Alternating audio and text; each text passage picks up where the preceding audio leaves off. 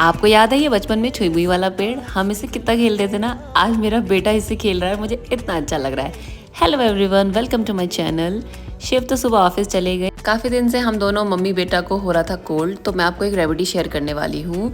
थोड़े से घी को अच्छे से लाल कर लो, उसमें अजवाइन, हल्दी और दूध डाल के पका लो और हल्का सा उसमें करो हनी ऐड। तो हल्दी वाला दूध आपका बन गया। ये बच्चे के लिए बहुत अच्छा है। और काली मिर्च में थोड़ा अदरक का रस और हनी डाल लो, तो इससे आपको खांसी नहीं होगी। कोल्ड के बाद ये आपको खांसी नहीं होने देगा। Bye bye.